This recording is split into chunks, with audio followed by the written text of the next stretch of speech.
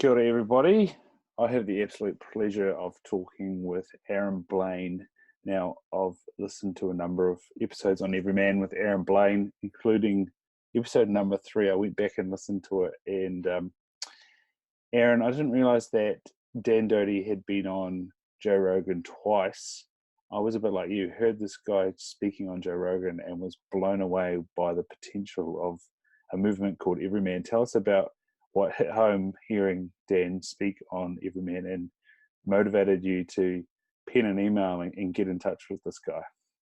Oh, of course. Yeah, it was pretty easy for me. I had been listening to Joe Rogan pretty much religiously for probably about 6 months, where actually it ended up, I originally started listening to Joe Rogan because of hunting and hearing Remy Warren and, Steve Rinella and the Meat Eater guys on there, and it intrigued me to listen to Rogan. And then I was impressed in general by his open dialogue and the interesting guests that he had on his podcast. And I can remember the day that I was listening to Dan and Joe speak, and something really lit me up. I'm not sure what it was. It was like a bit of a sixth sense maybe that said, hey, this guy is a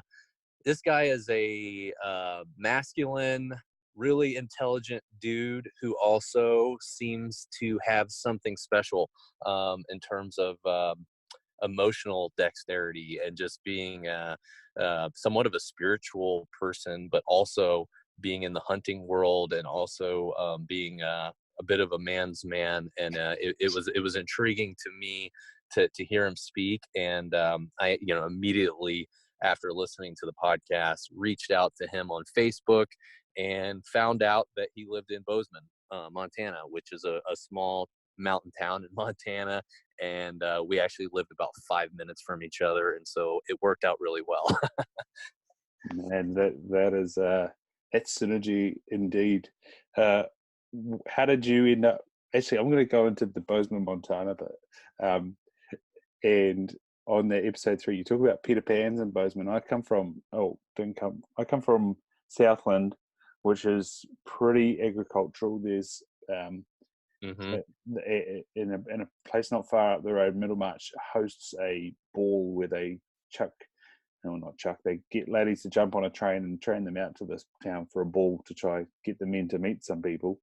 And then now where I'm from, I was talking with the editor of one of the glossy magazines in the town that I'm in Hawke's Bay, and they were saying that there's a bit of the opposite. There's a bit of a man drought going on, and that she was asking me how I'm getting on meeting friends and stuff within Hawke's Bay, and I was saying how having a chat with this guy in the States today. This was last week. It was Mike Sagoon from Unshakeable Man, and he's involved with men's groups. Yeah. And there's this amazing movement in the States called Evryman, and it's going worldwide. It's just like, that is so fascinating, But where are all these guys that you're going to talk to? And so, tell us about all the Peter Pans that are in Bozeman, Montana. Yeah, I mean, it sounds like a bit of a contrast between where you are and where I am, and they used to call it, and I don't know if they still call it this, but when I was running around with the boys in Bozeman, we called it Bozeman, Montana, because it seemed to me like there was about an 8-to-1 ratio or something ridiculous like that. And there are a lot of women in Bozeman, but I think there's a ton more men, and I think it's a very attractive location for guys because it's got hunting, it's got fishing, it's got kayaking, it's got skiing. I mean, it's the international hub basically for outdoors, or the western hub of the United States for outdoor activities. The weather's great, and so it attracts a lot of guys. Oh, and one thing I forgot is fly fishermen is the big one. I've got quite a few buddies who are fly fishing guides, and most of them live out of their Tacoma trucks, and they've got little camp setups in the back cappers, or they kind of are just like free range humans.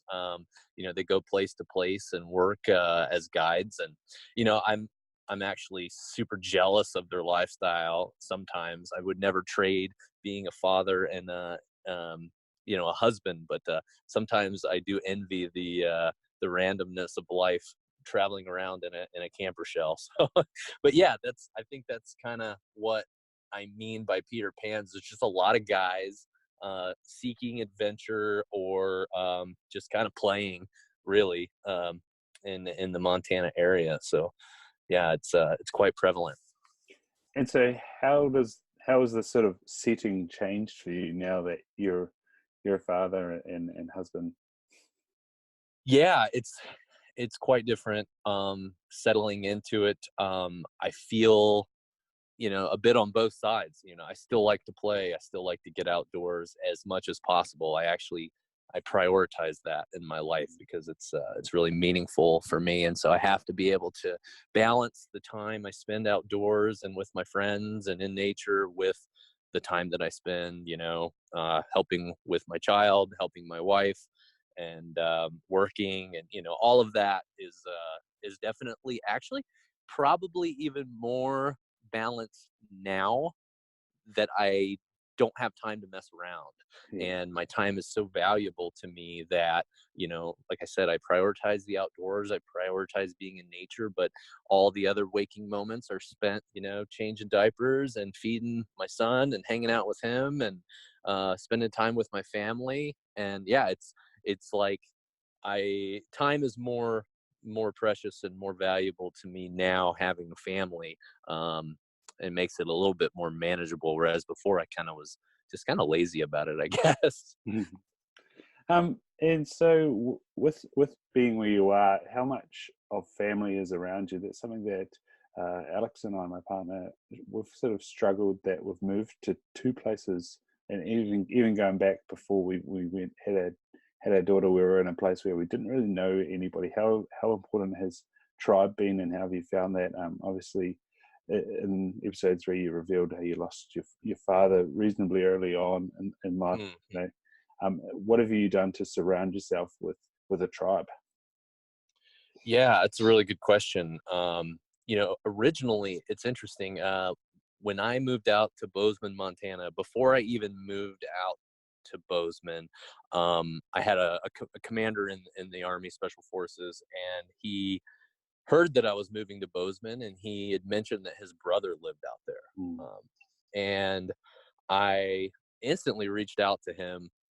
This is a guy named Mike, and we met at a bar in Montana, had a couple drinks, and I kind of expected it just to be oh, hey, I'm this guy, you're this guy, we'll see what happens. But we ended up becoming uh, almost best friends at the moment. Mm. And we had a great time. He was super into the outdoors, so was I. We had a lot of common ground. And then I think, really, I didn't find out this until much later, but I found out that he kind of understood me through his brother and through his other siblings and through his father, who had all spent time in the Army. And, he kind of introduced me. He was a bit of a guide for me in Montana, whereas I was a greenhorn to the outdoors here in Montana. I'd spent a lot of time outdoors, but it takes some settling into to really understand how to be in the backcountry, how to survive, how to just do basic things. And Mike was a great conduit for me for nature and his kind of circle of friends, and in just like getting me introduced into like a new tribe. And so that was cool. And I think since then it's been a bit different in terms of how I choose to hang out with guys, or basically befriend a group of friends. And I think a lot of it has to do with my journey with Evryman, and just kind of finding those quality people that really have a, what I like to say for people that I know, people that I surround myself with, is there has to be a multi-gifted exchange. Obviously, if I'm hanging out with that person, there's something that I'm getting from them, and I hope that they're getting the same from me. And so I think friendships kind of almost like calibrate themselves through that kind of selection process, if you will. But yeah, and then having the groups here, I started an Everyman group here in my hometown, and naturally just kind of random guys end up coming in, and you learn so much about them in such a short amount of time that they become your friends, regardless of if you would have hung out with them or not beforehand.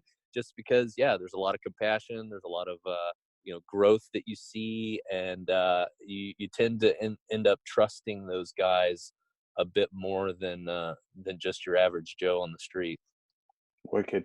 Dive a bit more into that, because we've had Lucas Crump from Evryman on, and also Chris Lee Wilson from Unshakeable Man, and they sort of said that a lot of the visceral stuff's put to the side, and you get straight to the matter of it, and straight into the place you're at, the way you're feeling, or the way you're handling life. And how does things operate in your group?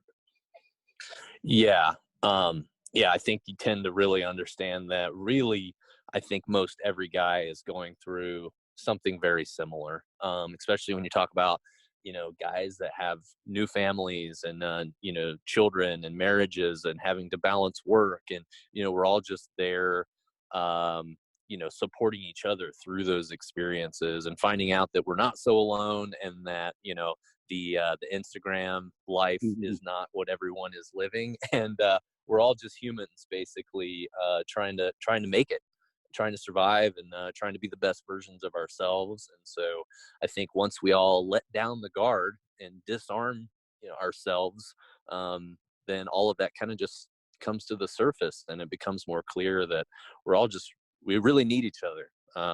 And so that's super special. It's not something that you learn in school. It's not something that you learn really anywhere other than these groups. And so I was fortunate enough, I feel privileged to have to known this experience, and to know how to to integrate with community, and find these guys that really are just kind of exactly the same as me. That's cool, man. So how do you, going back to that balance of life and prioritizing time, are you guys every week? How do you sort of prioritize getting to that group, and what's the effect that it has on you and on your wife, and also being a father?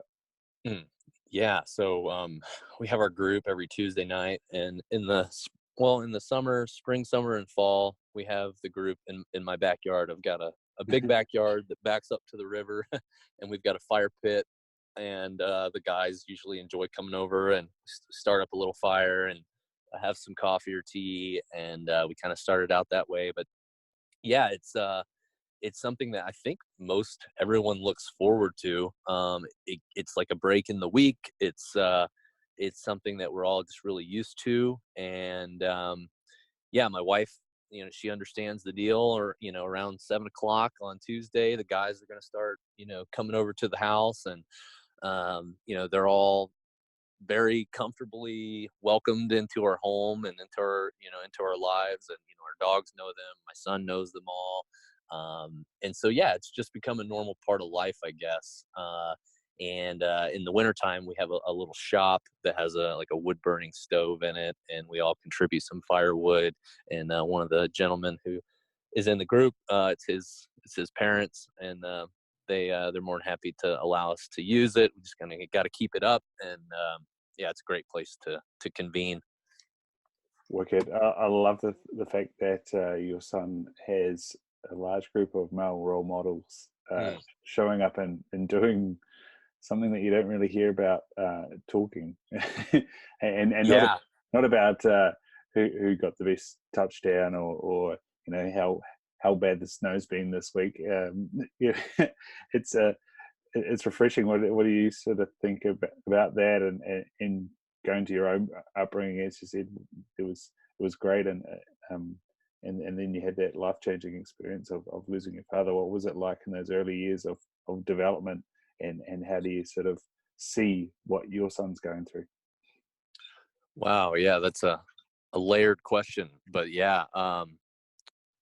when I think about my son, seeing these other men and having these other men around, seeing us interact with each other, see us have a hug with each other. I think it is refreshing for me to know that he can witness a man supporting another man, and then also turning around, coming into the house, and hugging his mother and showing affection, and just the amount of love that is that's just poured out in the house, and around all of the guys that come to the group is just it's special. And I want him to see those things. I want him to see that there is a spectrum of emotions that men can have. And I think I was an anomaly in some sense, and I don't mean this in a like an egotistical way or anything, but my father,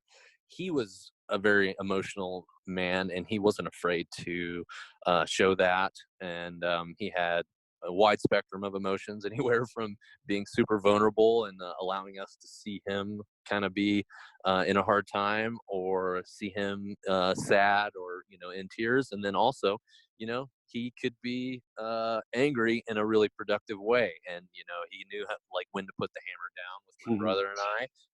And definitely raising two boys, he needed to do that. But man, I think in the 11 years that I watched my father, I really learned a lot in what kind of being a man looked like. I guess the other side of that would be that after that, I never really saw many men act like my father. And so I was kind of confused as a teenager growing up, and all of the men that I looked up to seemed to be the stoic type, and there really didn't seem to be that good mix of, like, hard ass and emotionally also intelligent. So yeah, it was interesting to me to navigate through life as seeing that, not seeing that, and then now seeing that again, and like kind of knowing how to produce it in front of my son, and support him in that way, and just allow him to witness it. So yeah, it's been a spectrum of wonder and curiosity, and also just learning about the men of this world and what we're all like. And yeah, it's cool to watch, cool to experience. Yeah, just on that term stoic man, and it sort of has two versions of it, doesn't it? And I guess being in special forces, stoicism must come along quite a bit as well. What does that sort of framework truly mean to you, as opposed to this steel-faced, monotone man that you sort of think about, that caricature of a stoic guy? Yeah, Yeah. sure. Yeah, so I mean, I think there's definitely some subtleties on a spectrum there too, and I think really when it comes down to it, I just really looked up to guys who got shit done, and that that were tough.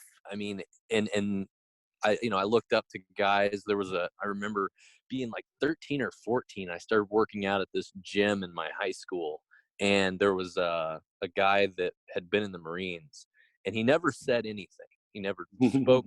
He never spoke to anyone in the gym. He just got after it, and he was a hard worker, and he was an older gentleman, but you could tell he was disciplined. And there was something about that guy that lived inside of me, and I knew that existed, and I looked up to it a lot. And so watching him and knowing that, hey, this guy probably did some hardcore shit, and he also is just super disciplined and is physically in great shape. There was something really mysterious about that for me to be able to watch him. And he wasn't the only one. That was just kind of the iconic character of my upbringing that I do remember, and probably best suits the question that you answered me, or asked me. But yeah, and so I saw that, and I saw that in a lot of men. And then you have like the other end of the spectrum, which is like the Homer Simpson, the dad that kind of sits around on the couch with a big belly and drinks beer and watches football. And I knew that I didn't fit into that category, and I ultimately didn't try to follow any of those guys. So yeah, it was hard to find the actual dudes that were worth following and worth emulating, all through adolescence and through life. But I think there's definitely just as I'm saying this, I'm realizing that there's just a good balance between working hard, having some fortitude, but also being, emotionally dexterous and open and available for all types of experiences. Yeah, you said that word discipline there, and we were joking before that I'm up before Jocko, which is not a good thing. It can do damage to your health, especially when your daughter doesn't go to sleep at the other end of the night. But I think even with Jocko, you bring out that word sort of nuance, and the first episode I did with Tim Ferriss was just mind blowing. Like, holy cow, that's an experience. But as time's gone by, and like Jocko's done more interviews that have gone deeper, and he's talked to Joe Rogan a bit more, and he's also produced these books for kids and stuff. You realize that caricature of the Navy SEAL stoic, steel-faced guy that does everything regimented and on time is actually not the full story. And I think the greatest thing from Jocko is that this new journey that he's on, and by no means I don't have John Dudley coaching me, or I watch his videos. Learning archery is the most humbling thing in the world, and it's cool to hear someone like Jocko will do something new and get into that beginner mindset. Where does beginner mindset show up in you these days? No, I think that's amazing, and I've kind of recognized that through Jocko as well. I've been following him almost just as long as I have, Joe Rogan, and and like he's kind of an anomaly too of a guy that's just like straight down to business. He's not really there to brag or boast about his experience. I think he's just sharing his experience of how he succeeded on the teams. And I'm glad that there's guys like him. I'm glad that there's guys like David Goggins. But sometimes I think that there is a bit more of a balance in doing those things and having that fortitude and discipline, but also knowing when to take care of yourself. I see a lot of guys overtraining, and I just wonder if maybe the Jocko style or the David Goggins style might be a bit toxic sometimes. Maybe I'm wrong, but I mean, guys that are getting up at 4 a.m. and crushing weights every single day in the gym, sure, that's going to get you somewhere, but it's also, I don't think, sustainable in terms of being able to take care of yourself and be a healthy man. So maybe I'm wrong, but I'm not that guy anymore, and so maybe I have a bit of a bias. I'm not out to go crush weights every single day and be in like a monster shape all the time and be super muscular. So I just kind of try and take care of myself and be healthy now as a dad. Try not to have the dad bod is all I'm really going for. Yeah, I'm with you on that. No dad bods allowed is something that I usually bring up. Yeah, you got to keep from getting the dad bod, the donut bod, whatever you want to call it. But yeah, those guys are super inspiring.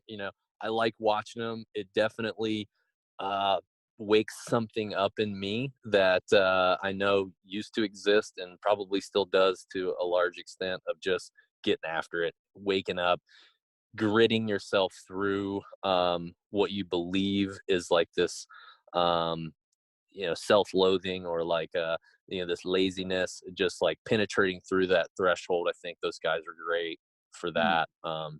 And just getting off your ass and doing something. And that's really great that those guys have a platform and a pretty big audience now, and trying to define what this masculinity thing's all about, right? Yeah, and it's a minefield like most things with life, and it's about what you experience.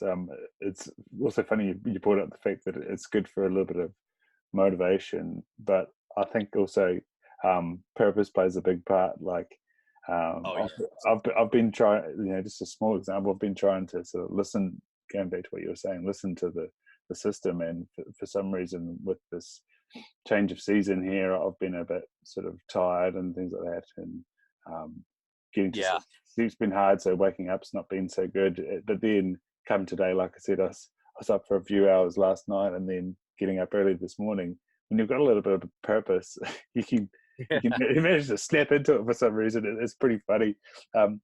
Did you find that a bit going through the military? The story that I thought was pretty exemplary of that is being in the Air Force and then deciding that you wanted to be in Special Forces. So despite it not being quite kosher, you went to the army and did that. What do you think sort of purpose allows us to do as humans? Yeah, that's a great question. And actually, when I joined the Air Force, I thought I belonged. Everything seemed to go pretty well for a while, and then there was a guy that I met, and it's interesting because he actually used to be in the Marine Corps, and then he joined the Air Force much later. And he was like a physical specimen. The guy had more physical discipline than anyone I had ever known, and we ended up becoming roommates on a deployment. And I'd go to the gym with him, and I'd go to the track with him, and I would just compete with him, and we became super competitive towards each other. We became like really good friends, and I realized that, wow, I think I care about this a bit more than I thought I did. And I also am understanding that I'm a bit more capable than I ever thought that I was in terms of my physical abilities. I wasn't the greatest, high school athlete, and I wasn't like a superstar or anything by any means in school. And so I just really didn't even see myself as a super hardcore, disciplined, physical guy. And then, working out with this dude, his name's Gabe, and he's still one of my really good friends. He kind of just challenged me, got me off of my ass. And then I started to realize, wow, I am a bit more into this than I thought I was. And so I think he was like the very first motivation for me to kind of start like owning my worth in the military, and just saying, okay, I think I can do more than just what I'm doing now. And I found out quickly that I could do a lot more than I thought I could. And, my confidence began to grow tremendously through my physical abilities. And I mean, I was running I think I was running like a 5-minute mile at the time. And I was lifting quite a bit of weight, and I started really noticing some more muscles coming in that I had never had before. And I kind of turned into what I like to call a machinist at some point in my career, and realized that it was time for me to push myself a bit more and try out for the Special Forces. And so I did, and that's kind of how all that happened. It's funny you said become a machinist. We had Ante Alapati on. He's on a New Zealand hunting show, but he's also a CrossFit athlete, and he went to the games this year representing Tonga, and that's what he said. Him and his mate from university, whenever they're going into a big mountain, they talk to each other about who's driving the machine. It just get that mental state going, that relying on that body, that system to move them up the hill. It's a good thing. Yeah, I mean, I think it's a joke in some sense, like being a machine. It's kind of like that Bert Kreischer stand-up comedy, if you've heard that.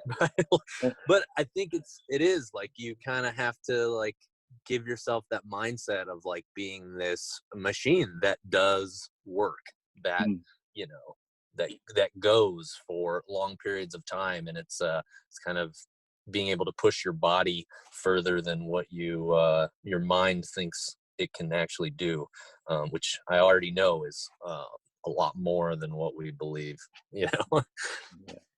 And so what did your role entail with the Special Forces? I'm sorry, repeat the question. Yes, that's a good, mate. What did your role entail with Special Forces?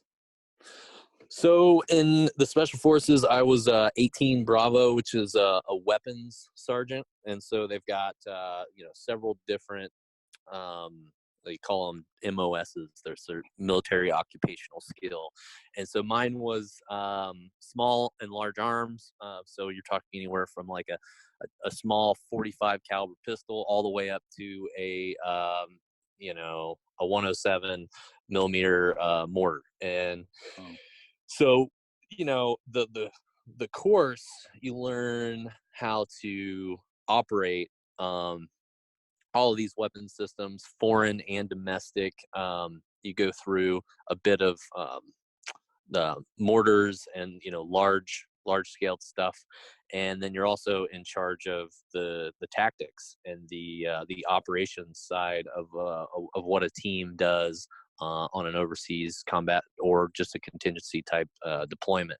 And so as a Bravo, you're more of a tactician. You're with the team sergeant and the team leader, and you're helping build the missions and employing the weapon systems that are appropriate for the mission. Also, like scheme of maneuver, how you're going to get there, how you're going to get out, and then you're just kind of helping facilitate that for the small team. And also most of the training that happens is conducted by the Bravos, and you always have a junior and a senior guy on each team. So there's typically 2 Bravos on each team.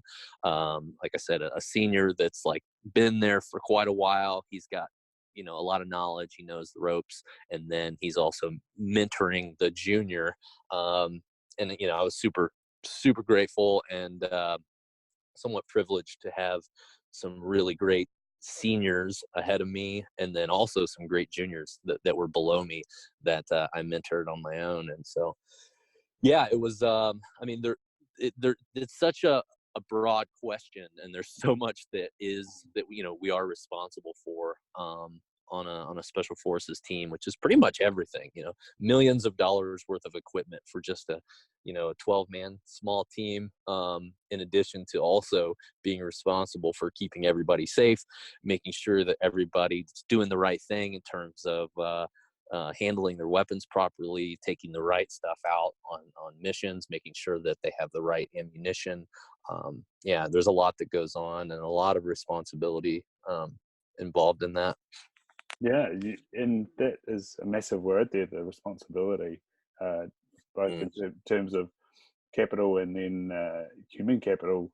It must be, pretty massive. You just sort of reeled it off like, oh yeah, this is what I did, but what's it like looking back on, shit, I was in charge or a part of the command for a massive amount of life and equipment? What's it like to look back? Oh yeah, it's a great question. I think about it all the time. I miss it quite often. I assume it's kind of like being on a sports team, or being oh man, it's kind of I guess probably a combination of being on like a professional sports team and also like in a really cool rock and roll band. and it's quite amazing to live with a bunch of guys who are also very similar to you. There's a lot of big personalities, a lot of alpha type guys, and you congeal with those guys whether you like it or not. There were guys that were my best friends, and there were guys that I didn't like at all, but we all did respect each other for the most part. And it was a wild lifestyle. It was unlike anything that I would imagine most people have lived their lives like. It's all run and gun, and there's a lot of partying and a lot of drinking involved. But then there's also like, hey, if you stay up all night drinking until 2 or 3 in the morning, you're still going to get up at 5 a.m. and run 5 miles and make sure you've got all your gear prepped and ready to go. And so we, of course, weren't really drinking much during the deployments, but the pace of life is pretty fast on the teams. And so even when you're at home at base, in garrison is what they call it. You're prepping your equipment and you're training, and then you're going to schools. You're constantly gone, away from home, away from your team. And then, when you deploy, obviously you're gone overseas, and then kind of forced to be living in that situation with 10, 12 other guys. So you're eating together, you're sleeping in close quarters, basically tolerating each other to the extreme.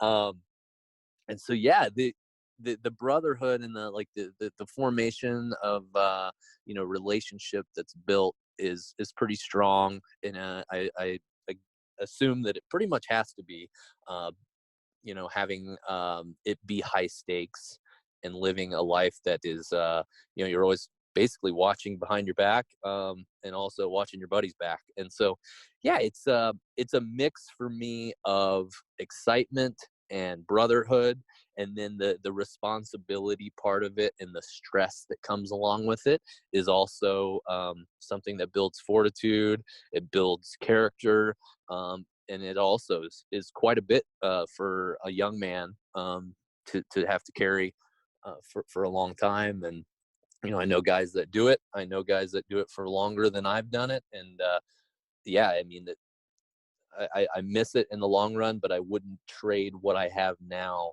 to go back. What I have now is exactly what I've always wanted, which is a family. And yeah, and so I hope that answers your question. And I guess I really haven't thought about it a ton. Yeah. Have you written down anywhere the pain of it? Because even myself and my girlfriend, we sort of look back on Australia with the rose tinted glasses, but I do remember a lot of pain of being alone and dealing with a young one that was having trouble sleeping and with colic. What are the things that sort of pushed you away from the special forces, or was there more of a pull out of the special forces? Yeah, I think a lot of it was policy, and I had the privilege of deploying and spending a lot of time in Afghanistan on combat operations early on in my career, and watching the political landscape change quite drastically was, I think, probably the number one thing that I started to be a bit bitter about. We had tons of support back in the early 2000s. We were able to conduct combat operations pretty much seamlessly with a ton of resources, a ton of support, and pretty much, no restrictions. And so things got done really well. And I felt like I actually was doing my job. And then I think just slowly, maybe even quickly, actually, things started to change. We started getting less resources, less support, and the deployments started turning into they were just different. They were just much different in the context of what I had already experienced. And most of the guys that I was with in the latter part of my career were new guys who didn't know what could be different, didn't know how it could be different. And then I felt helpless in terms of being able to have an impact on specifically the Afghan people, the mission set that we had. And it just started to really deteriorate my purpose in the special forces and in the Army. And it's like, hey, they've spent millions of dollars training me. I already kind of know I've seen how it can work, and then seeing how it really was just difficult to operate made it stressful. It made us seem vulnerable as a team. It made us seem vulnerable in combat, and then just not being able to get those massive resources that we had before left me feeling like it was it just started becoming a struggle more than anything. And so that was one thing. Another aspect of it was just my physical health. I had a couple injuries in the Army, specifically a couple traumatic brain injuries that kind of really threw me off. I knew that they were bad when they happened, but I always thought, I just jump back up and keep going, and then they'd eventually kind of work themselves out, which is not really the case. It's not how it works. And so, yeah, I started feeling the results of pushing my body to the extreme in conjunction with the injuries that I had over time. And then at some point came home, looked at my girlfriend, who is my wife at the time, or is my wife now, girlfriend at the time. And she's like, hey, do you want to do this? Do you want to keep doing this? And I just looked at her and said, no. I said, I want to be home. I want to be in Montana. I want to be with you. I want to start a family. And so I just started to realize that my responsibilities, my purpose, everything had started to shift towards maybe trying to find a way to start exiting the army. And so that's sort of how it happened. Yeah. On the traumatic brain injury, what have you been doing to manage that? It's one of my sort of major topics I'm keen on. I've had Michael Lewis, who operates out of DC with the military and looks at fish oil and now CBD. Myself, I've had a pretty bad knock in rugby union, smashed in the temple and lost directionality. My whole world had spun 180 degrees, and I couldn't even really have a shower or send a text message. What's been your recovery like with that, and what's been the support like with that? Obviously with Michael, Dr. Michael here was keen on getting the amount of fish oil and people in the military up for starters, but then anybody that had a brain injury, getting them on a good dose of something great. And now he's even more proponent of getting them on some CBD, because he thinks that it's a double whammy now, and it's a massive improvement on top of what he's already been able to achieve. What have you been doing? Oh yeah, I mean, I totally agree with him in that sense, and I really didn't know how to go about fixing it. It's the brain. It's not something you can physically see. It's not something that you can really conceptualize what's happening inside your head. And so I tried the CBD. I definitely noticed a difference in it. And I've been taking that for a couple years. It's helped me with my sleep. It's just helped, overall regulation, I think, of pain. And another thing that I do is I listened to a podcast with a guy named Dr. Gordon. He was actually on the Joe Rogan podcast, and he had an old teammate of mine. Well, he wasn't on my team. He was in the same company as I was. And they were talking about a program called it's a hormone replacement program for brain injuries. Mm-hmm. And so, first of all, I knew the guy that Joe Rogan was interviewing. He was in the same company as I was when I deployed to Afghanistan the first time. And I actually knew that guy had a brain injury because I saw the vehicle that he was in. He was blown up from an IED. And I was actually surprised that anyone lived after seeing the vehicle. And and just listening to his story, listening to Andrew's story, and listening to how he recovered through the hormone replacement program that Dr. Gordon had put on, and I started becoming intrigued about the program. And I listened to it. I think there was like 2 or 3 podcasts on Rogan, and at the time I wasn't really financially stable, and the program costs quite a bit of money. And so I was like, man, I'd really like to try this, but not really prepared to pay for it at this moment. And so I kind of put it on the back burner.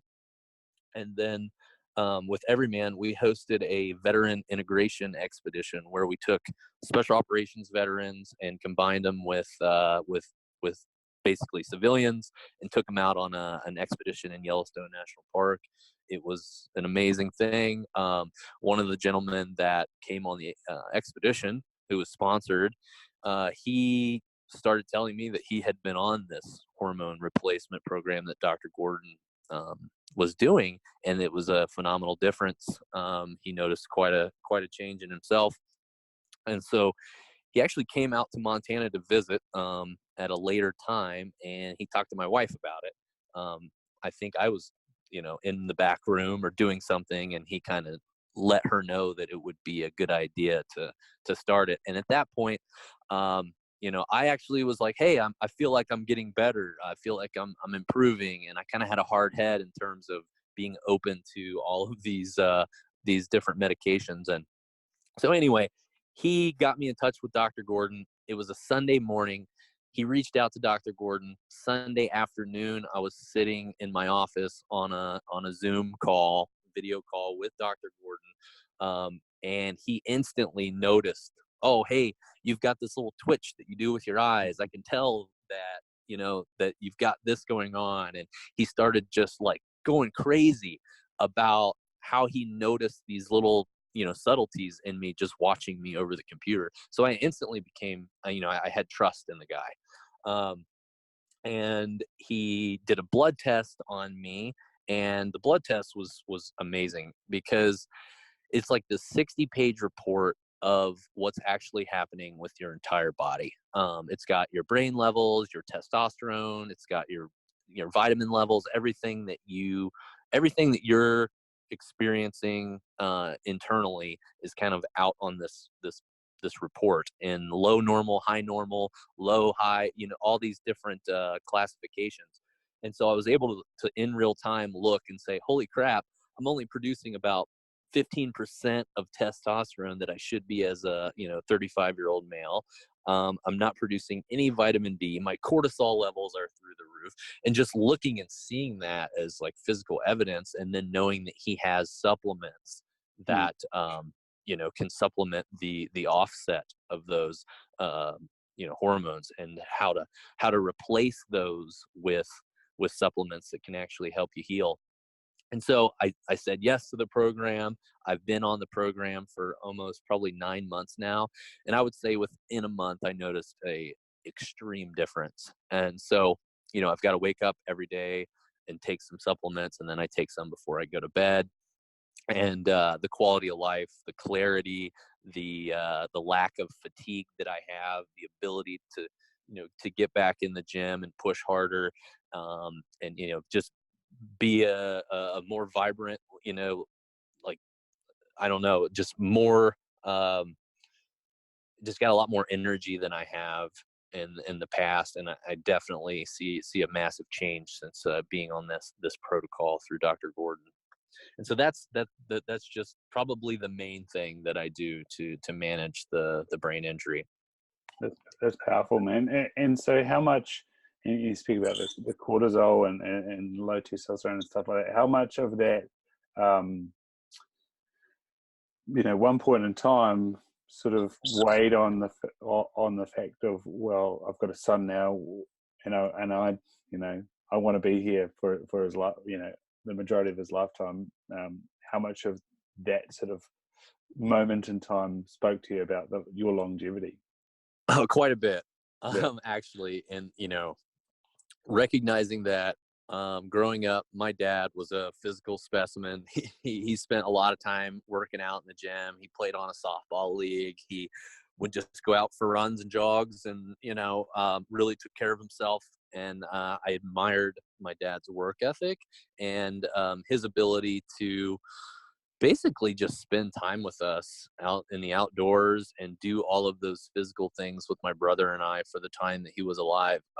Was a big factor in my growing up. And then so I look at that and say, hey, I want to do those same things with my son.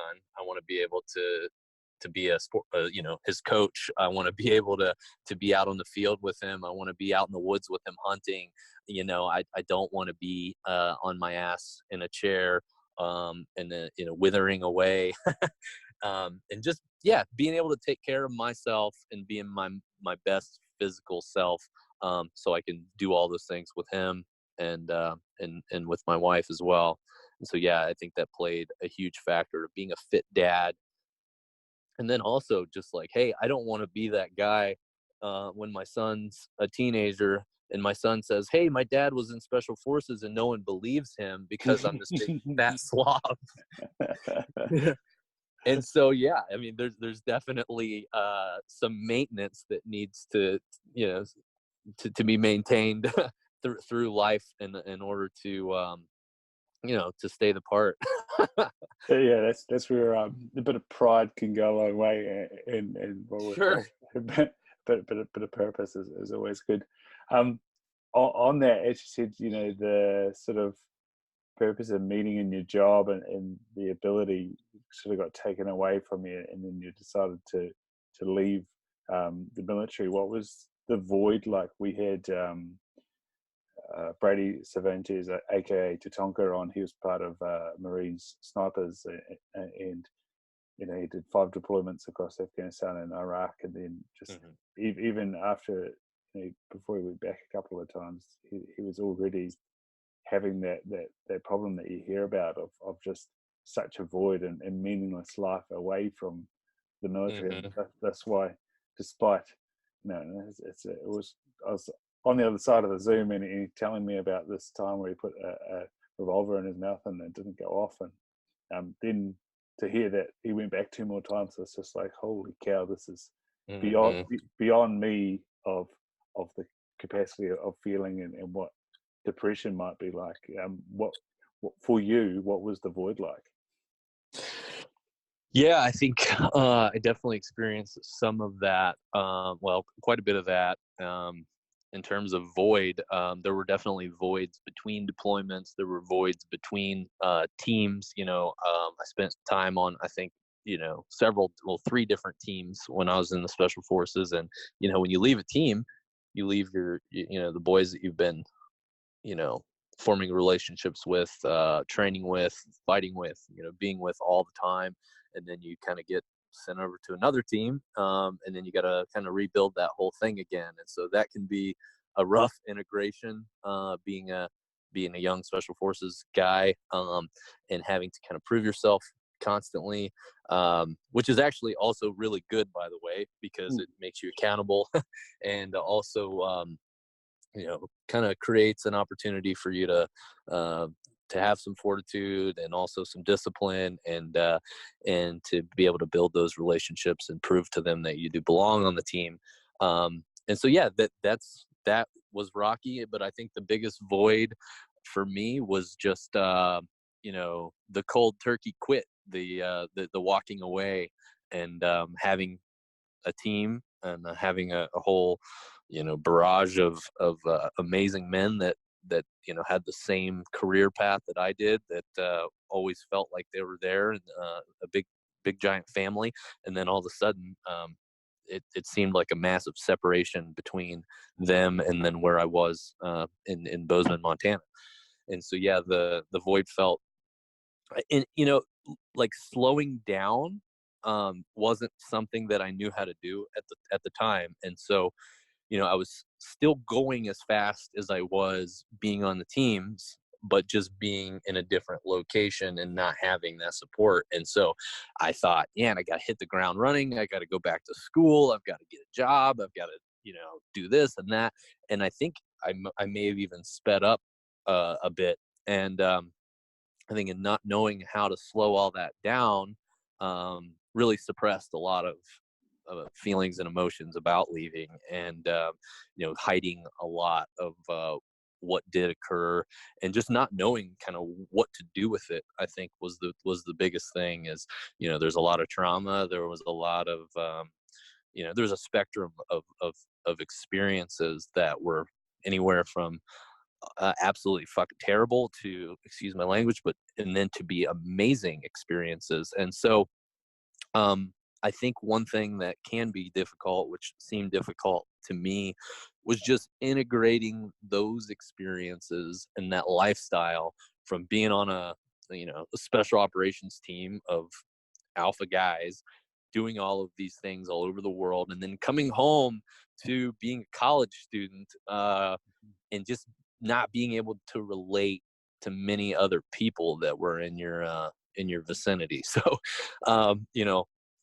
the stories that sometimes can come out, or the language, or the way that I guess, kind of internalized these experiences, and the way that I would communicate them just might not make a lot of sense to your everyday average Joe. And so I think that the feeling of isolation set in pretty quickly for me. It was great to have like the buddy that I told you about, Mike, because I think he had some mindfulness of the experiences that I had being a brother of a guy who was in the special forces, and his dad was in the special forces. So I think he had somewhat of an ability to hold space for the kind of stuff that I had gone through. And, we never really talked about it directly, but I think he was, in a sense, just kind of there, which I think was great. And then, but not knowing kind of how to just like deal with all of those things that did happen, to express them, to share them with people, to reach out for help when things got hard, just didn't make a lot of sense. There wasn't a conduit between service and being a civilian that enabled me to kind of like own the past, own those experiences, and be able to kind of just heal from them and move on. And so a lot of them got pushed down and suppressed. Mm. And one story that I have is that I had many moments where I had just planned to take my my pistol into the woods and find a place that no one would find me, and it seemed at the time much easier than dealing with all of the things that I had going on. And so I definitely can relate to your the guy that you had mentioned with the revolver, and there's a lot of veterans that take that path, and it's unfortunate, but it does become kind of an escape route, or maybe a way out of feeling all of the things that you do have going on, that seems a bit more easier than navigating through them through life. Mm. Mm. Again, not something that I can really understand, but I have massive empathy for, and just a friend. Oh, he's an internet friend, and I've met him in person, which is awesome. He put up a post yesterday about an experience that he had on his 30th birthday, sitting on the side of a building for an hour and a half.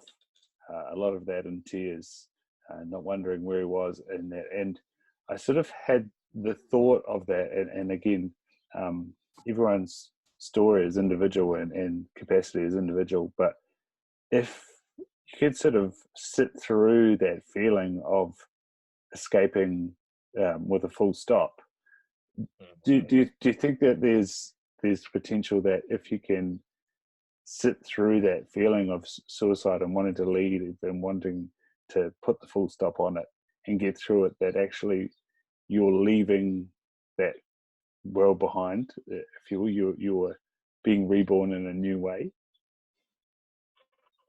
I definitely think that, you're onto something in terms of being able to feel it all the way through, and to be able to access that pain and allow your body to feel it, allow yourself to express it. That I think essentially becomes the turning point, and like walking back out of the woods, or moving on. It's because in those moments, for me at least, of feeling that all the way through, and being able to recognize that this hurts real bad.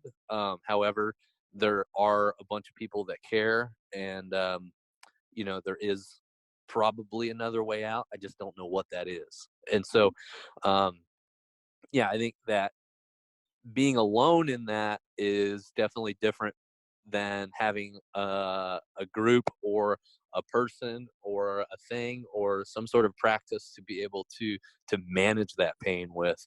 That seems to be kind of the missing link, which for me brings in the men's group, and the experience I had with the group in Bozeman with Dan, Doty, and the rest of the guys that really kind of held space for me in that pain, and they were there, and kind of walked me through it, and found another side to it that made a lot more sense, with the support of a bunch of people, especially non-military people that hadn't had those experiences, that just were willing to be with me in that pain, you know, and say, hey, like, we got you, dude. Just keep on going, and we're gonna have your back. And so yeah, that's when that happened, my whole paradigm shifted from, holy shit, I don't have to do this by myself. And it actually is super beneficial for me to tell my story, to, you know, put it out there. I mean, I listened to myself on that first podcast, the one you said that you listened to, the number 3, and I'm a whole different person. I mean, I have a different voice. I have like life in me, and it's like there's so much that has shifted since then and now that I hardly recognize that guy when I listen to that podcast. And you know, I've been fortunate to be shown that this life is so amazing, and there are so many people out there that want to help you and that can support you, and that this life is just so amazing to have. And so yeah, it's been a game changer for me to have you know, Evryman, to have my group, to have the community and outreach that I have now. Because listen, like, those things don't all go away either. They're still there. They still live in me. They still come up every now and then. You know, the trauma doesn't just disappear. But being able to have the tools to know how to manage it and how to get through it, and just remembering what is available and what I have access to, is, I think, the key now to how I just keep on going. Yeah, man. I listened to that integration experience driving north out of Auckland back in February, and it sounded almost like it was a massive explosion, and then just clarity across the group. Going back to the episode 3 that you did with Dan, and you talked about, you know, without being, you know, reductive, that you're just not that special in terms of your thinking. Everyone's going through the same thinking around. Is that what's the power in the integration experience?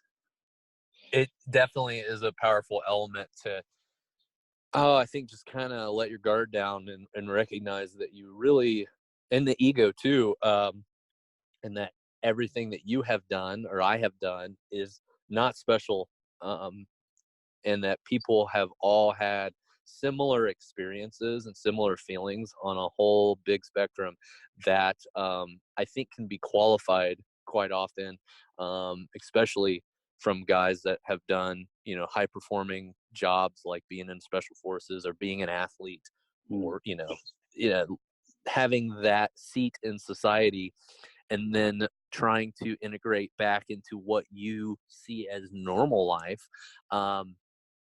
Yeah, I think that definitely applies. Yeah, and it was a real big message that I took away from that podcast with the roundtable that you guys did, and yeah, it was pretty awesome. Moving forward with that, what's the primitive skills going to be about?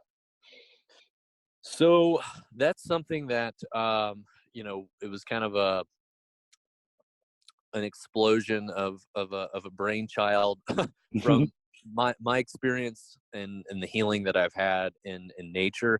And then also there's a guy that lives here in my hometown, and he's in my men's group, and he's been doing this primitive skill stuff for a very long time.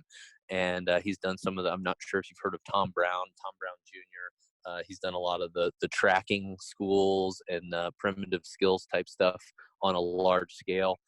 He's taught by Native Americans, and has kind of the stranglehold on teaching these skills to people. And so anyway, meeting Luke, and finding out that these skills are they're so much more similar to the way that we connect with each other.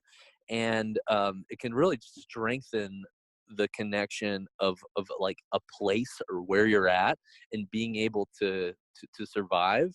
And I don't really know exactly how to put it, but it all weaves in perfectly into human connection and nature connection, and actually just building relationships with things. Another thing that it does for me is getting uncomfortable and experiencing discomfort and relaxing into discomfort.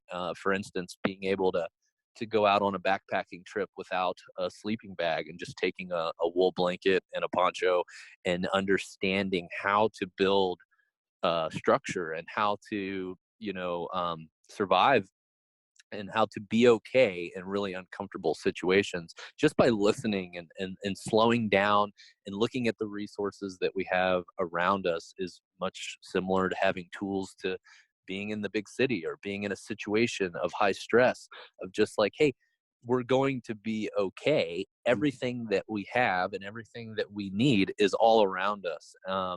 And so building those primitive skills into our workshops have really kind of like accelerated the know-how, or accelerated the connection between, nature connection and human connection. And just as I build a relationship with a place, I can build a relationship with a human or an experience. And just knowing that all of those skills really do live inside of us, pretty deeply, deeply rooted into our DNA.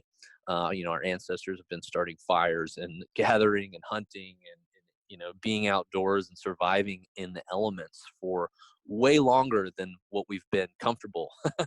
And so I think waking up those skills and getting people, like showing people how to be really comfortable being uncomfortable, is amazing to see. I don't know. It's just there's something that gets lit up in those people, especially the guys that come on these expeditions. Is like they suddenly realize that, holy crap, I've got everything I need right here, even though I'm freezing cold, or I'm in this, in this river that, it's just barely above freezing. Like, I'm going to be able to warm up and be okay, and just relax into discomfort. And a lot of it can also tie back into what you said about like just allowing yourself to feel pain all the way through, and feeling like that emotion. And it's the exact same muscle that you do when you relax in cold water, or you relax in the rain, or in an uncomfortable situation, is just the letting go, is like the letting go of the judgments, letting go of that fear of like dying, or just not being okay, and just knowing that you are going to be fine. And the more that you can let go, you can give yourself some time to think, give yourself some time to react, and just look at what's around you, to make it okay. Because if you panic and freak out, you probably are not going to be okay. But if you slow down and look to the left and right, you might find some stuff that's going to help you along the way.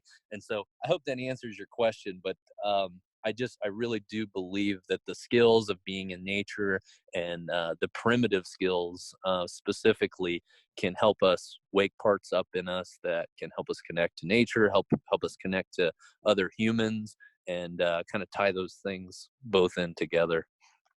Yeah, man, there's so much parallel right there with what you just said with the rest of life. And, if you freak out, then you're probably not going to be okay. I think is a powerful message. And Yeah. what's also funny, like, that high you get from, when you go outside and it's raining, that first drop of rain, or that moment that you go like, oh, I need to get to run to my car or whatever, versus say you convinced yourself to go on that run in the rain. They're usually some of the greatest exercises you have, or and then going to the ice. I was lucky enough to do a good ice bath last week, and lasted 5 minutes, basically surrounded by ice. And you're exactly right. If you freak, you'll last, probably not even get into the thing. But with controlling the breath, just sort of letting it happen means that it does happen, and you're all right. Talk to me about cold exposure. I sort of try to Wim Hof sort of a lot. What do you sort of do around cold exposure? Yeah, so I've done some of the Wim Hof stuff. A guy that's in my men's group here has been trained on the Wim Hof method, and we actually have incorporated it into our wilderness expeditions. Awesome. And there's cold water all around here in Montana, pretty much all year around. And beginning in the spring, as a group, or just my friend Luke and I, we like to get into Flathead Lake or Swan Lake here. And what we'll do is we'll start with the breath work and start retenting our breath, and so holding it in and feeling the discomfort of not breathing, and then practicing that over and over again, and then warming up the body, and then just simply walking into cold water and just submerging ourselves into cold water. And the key element that I believe is beneficial in this is just allowing yourself to feel the discomfort, to feel the pain, to be able to recognize that your body is it's under fight or flight. And if you just relax and let it do its thing and not judge it and not freak out and jump out of the water, that eventually it stops. And I remember the first time I did it, it was like one of the most cathartic experiences that I had, because I walked into the water. I said, holy crap, this is ridiculous. I can't believe I'm doing this. I'm so uncomfortable. And I was being coached by my friend Luke, who just said to keep breathing, recognize the pain, allow yourself to feel the pain, but try not to react to the pain. Just feel it. And there was this moment that I remember it all just completely shutting off. And I looked over it, and I could see the horizon and the mountains and the trees, and I completely forgot about what was going on in my body. And it was like a blissful feeling of like, holy crap, I can be really uncomfortable and be okay. And soon I'm going to be able to walk out of this water and I'm going to be fine. And the more I could practice being in that state of just letting my body do what it needs to do as it's freaking out, and relaxing everything else, specifically my mind, and just having the mindset that, you know what, I'm going to be okay. I'm going to get through this, and this is going to be a beneficial experience. And a lot of times I could even warm my body up and be able to feel totally warm and like almost insulated underneath the cold water, as I just sat there in just like an amazing meditative state where there was no past, there was no future, there was just the present moment of seeing this beautiful place and being submerged into like the cleanest. I mean, I think this lake is the cleanest lake in the world per capita. I think that's an actual stat. I'm not 100% sure, but it's like you can see all the way down to the bottom in the rocks, and it's just the most beautiful place in the world to actually do this. And I feel really privileged to be able to do it here, just right out in my backyard. Mate, that is awesome. As someone that comes from a country that claims to be one of the most beautiful in the world, that sounds like a hell of a setting. And I've seen a number of images of that area in Montana, and yeah, I'm pretty motivated to get over there, whether just for a hike or maybe one day go for a hunt if I get proficient enough, and it'll be worth my while. I think we might need to do like a trade-off where I come to New Zealand and you come to Montana. I have admired New Zealand, I mean, from a distance, obviously, from as long as I can remember. Ever since I found out about it, I've researched it. I've like longed for being there and being able to hunt, red stag or some sort of, wild animal. And yeah, there's something about New Zealand that draws me right to it. And I believe it also is one of the most beautiful places that I can see. And I definitely have to prioritize getting down there sometime. Yeah, and where I am right now, I've got access to a couple. There's red stag around, and then there's these amazing Japanese Nippon, service Nippon, that the Sika stags are in the area, and they're they're amazing. They do this little squeal sound. Yeah. It's really, really cool. And been talking with a couple of guys about the chamois and tar in the South Island as well. Yeah, no, I'm meeting a few people through this podcast that I'm sure can offer even better skills than me, and so yeah, I'd love to swap those locations. Another awesome location you and Dan are going to do is a river float. What's that gonna? It sounds quite symbolic, really.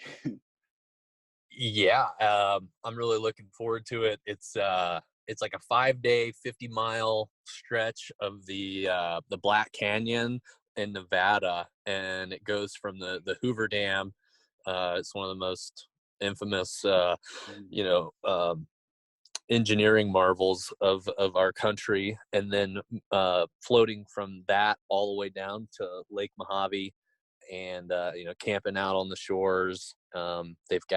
I've never been there, and I've just been attracted to the location, and it's gonna hopefully work out where we take about 20 guys, float down the river, and they have saunas and little like I don't know, natural hot spring caves and little islands that you can camp on, and just being able to immerse ourselves in that setting, in that wild place, and then also do the everyman work, the emotional work that we do in our programming.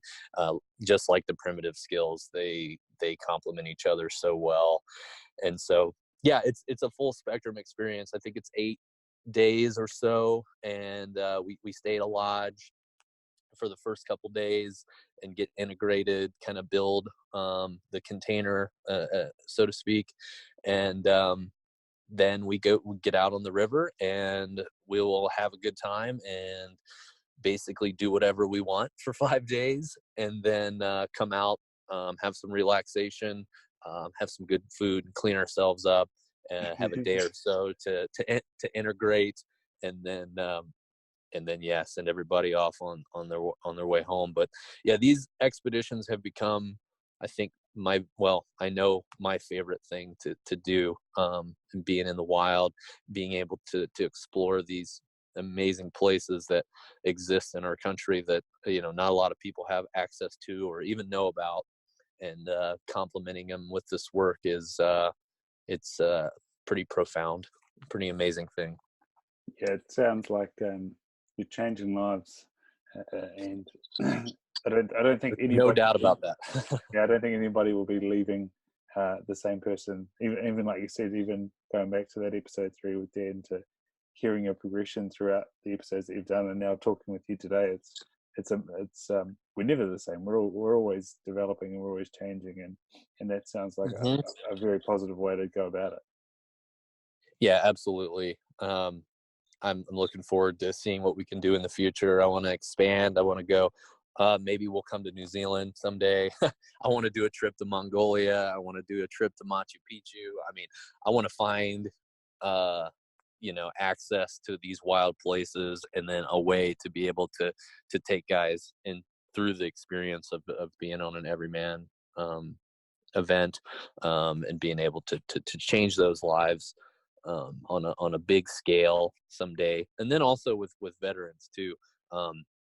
The expedition that we did where we brought veterans together with non-veterans was absolutely profound, and I got to find a way to make that more accessible, and and get some funding for that to happen, because those guys that did that experience, they're all absolutely crushing life, doing very well, finding their purpose, and just going for things that they never dreamed about.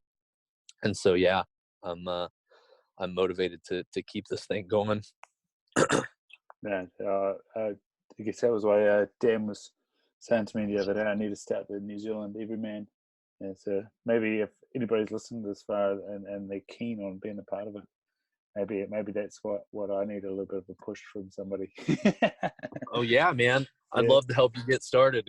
I'm sure we probably have a group over there. I mean, they're popping up all over the world. I've mentored some guys in South Africa.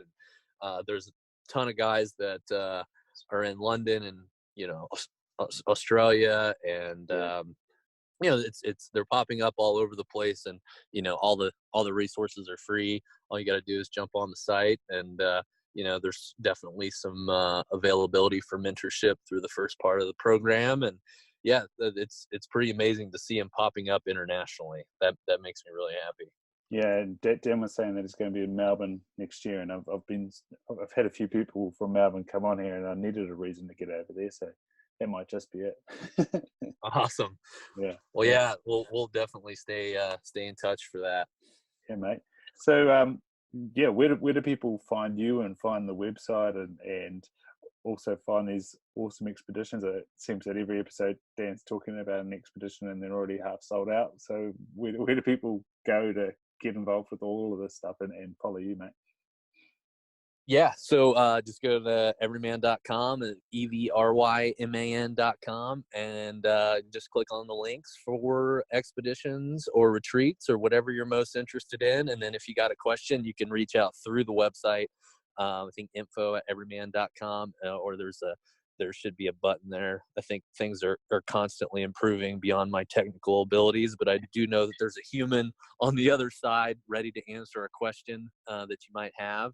And then, and then I've got Instagram, Aaron Blaine 33. If anybody wants to reach out to me directly, feel free. And I would encourage anyone who hears this and has something lit up in them that says that they would want to do it. I would encourage you just to go do it. It'll be worth your while. It'll be worth the money, and the experience will long last the actual event. And you'll find a piece of yourself that you didn't know existed. And so definitely an encourageable thing to do. And I'm proud to be able to continue to do them with Dan and have him in all these new crazy wild places.